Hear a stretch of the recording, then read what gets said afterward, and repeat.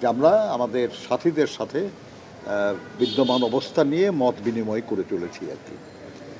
তো স্বাভাবিকভাবেই দেশে বিদ্যমান রাজনৈতিক, সামাজিক, অর্থনৈতিক এসব পরিস্থিতি নিয়ে আমরা আলোচনা করেছি, মত বিনিময় করেছি, পরস্পরকে বোঝার আমরা চেষ্টা করেছি যে আমরা কিভাবে এটাকে আমরা দেখছি, এবং এই মুহূর্তে আমাদের কি চিন্তা করছি, আমাদের দলগুলি কি করছি না করছি বা করার চিন্তা করছি, সেগুলো নিয়েও আমরা নিজেদের মধ্যে আলোচনা করেছি।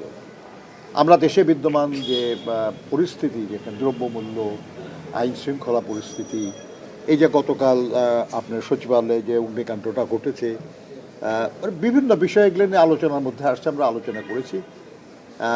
কিন্তু যেহেতু আমরা একসাথে দীর্ঘদিন ধরে আন্দোলন করি, আমাদের এক ধরনের মানসিক ঐক্য থাকার কারণেই তো আমরা একসাথে এতদিন পাচ্ছি।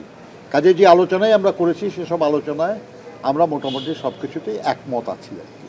এবং আমরা মনে করি আর কি যে আমাদের এই আলোচনার এটা অব্যাহত থাকবে।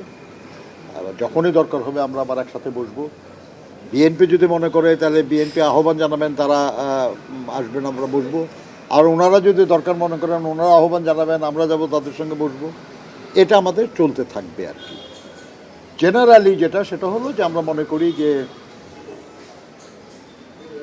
দীর্ঘদিন লড়াই সংগ্রামের ধারাবাহিকতায় গত জুলাই আগস্ট মাসে যে ছাত্র শ্রমিক জনতার অভ্যুত্থান, এর মধ্য দিয়ে আমাদের দেশে ফ্যাসিবাদের পতন হয়েছে।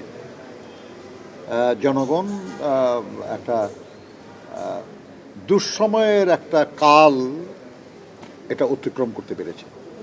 কিন্তু যে লড়াই ছিল আমাদের এতদিন ধরে, সেই লড়াইটা শুধুই ফ্যাসিবাদের পতনের লড়াই ছিল না।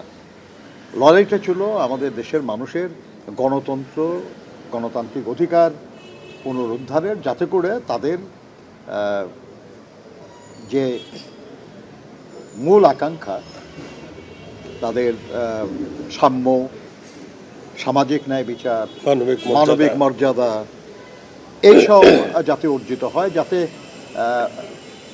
আমাদের দেশের মানুষের আয় বৈষম্য সেটা কমে, যাতে দেশের সাধারণ মানুষ তাদের যে ন্যূনতম প্রয়োজন সেগুলো পূরণ হয়।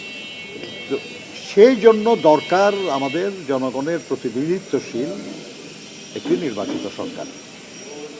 যত দ্রুত হয় তত ভালো, কিন্তু সেটা করার জন্য যা যা করা দরকার সেটা কাজ চলছে, আমরা সহযোগিতা করছি, এবং আমরা আশা করব যত দ্রুত সেটা সম্ভব করে জনগণের ক্ষমতা জনগণের হাতে ফিরিয়ে দেওয়া উচিত।